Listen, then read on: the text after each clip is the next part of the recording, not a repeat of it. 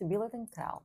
И тој крал бил женет за преубава жена со златна коса, имале ќерка. Еден ден кралицата се разболела и пред да умре му рекла дека смее да се ожени и да се прежени само за жена што ќе биде исто толку убава како неа или уште поубава и ќе има златна коса како нејзината. Кога умрела, кралот не сакал да чуе за преженување, ама дошле советници, му рекле дека не бива веќе така работата и дека мора да се има кралица. Добро, ајде, и почнал да бара по цел свет, разгласил дека треба да се жени, да доаѓаат преубави жени да бира он. Стварно имало и убави и секакви, ама ниедна, например, колку и да биле убави, ниедна немала златна коса како неговата покојна жена.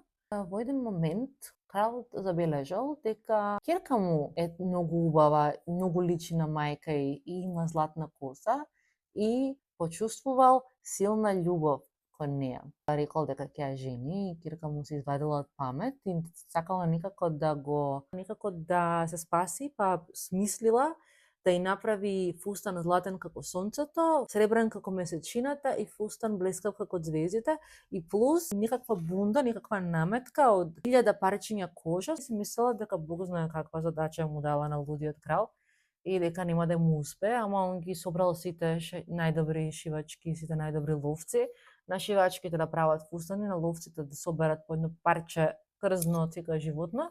Стварно направиле фустан златен како сонцето, сребрен како месечината и блоскотлив како ѕвездите и направиле наметка од 1000 парчиња кожа. Дошол кралот, татко ги послал пред неа работите и рекол утре свадба. Она решила дека мора да избега и си го исцрнила лицето со саги и си ја наметнала метката од 1000 кожи. Избегала, одела и во некое друго кралство нашла нека шума и решила да преспие во едно шупливо дрво. И таму дошле ловци со нивниот крал и кучиња. Кучињата ја надушкале, ја нашле и прво мислеле ловците и кралот дека имаат работа со некакво животно. Се видело дека е некакво грдо девојче, црнето, прљаво, со кожи и така натаму. Ја прашале што е, јас сум сираче без мајка и татко, дајте ми некде да живеам и да работам нешто. И они рекле, ела во замокот ќе чистиш пепел. И дава да живее под скали и да чисти пепел и да помага кај готвачот. Боре да кажам дека она си ги зема и фустаните, си ги става во лушпа од орев и си ги носи со себе секаде. И сега една вечер тој крал, новиот, младиот крал, организира некаква веселба и доаѓаат дотерани луѓе и она сака да гледа малце и го замолува готвачот да ја пушти да гледа. Они вика, добра, ма врати се брзо, зашто треба да му направиш супа на кралот, јас не можам. И она оди, си го мие лицето од пепелта, од сагите, го облака фустанот златен како сонце и оди на веселбата и кралот веднаш се воодушевува од неа и играат цела вечер и пред да успее да ја праша како пепелашка, која и што е, она бега во незината соба, го се облака фустанот и облака пак наметката од кожа, си го исцрнува лицето и оди да прави супа за кралот. Во супата испушта златен прстен. Кралот е одушевен од супата, никак таква не јадел. И на крај кога ќе изеде го наоѓа прстенот, го вика готвачот и му вика што е ова? Готвачот вика не знам, не ја правев јас. Го вика девојчето, веќе ја викаат шарено кожа.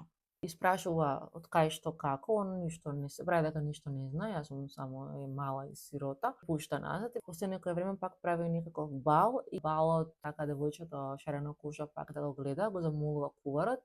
Вика добра, ма врати се порано за да му направиш пак супа на кралот затоа што многу му се свигаше. Она оди во незината соба, се мие, го облака фустанот сребрен како месечина, оди, поигрува со кралот, све е прекрасно, пред да успее да ја праша, она се враќа, па се исцрнува и му прави супа на кралот и му пушта златна фурка во супата. Кралот пак му се свиѓа многу, пак ја вика од кај фурката, не, зашо, како, немам појма, пуштате ме мала и сирота.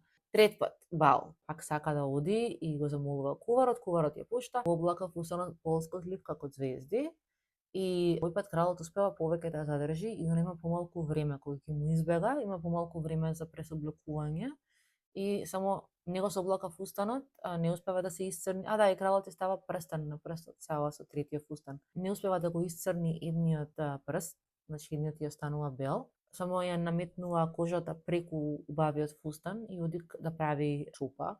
Фрла златно вретено во супата и кралот кога ќе го најде, пак ја вика и приметува дека едниот прст не е исцрнет со саги и му блесна и го гледа и прстенот што го ставил на прстот. И ја фаќа за рака и низи паѓа метката од кожи и се гледа в устанот и го измива лицето и пред него стои најубавата девојка што никогаш ја видел со златна коса. Како на мајка и тогаш ја вика дека ќе се венча за неа, дека ќе ја земе за жена и дека ќе прават свадба и стварно живееле среќно.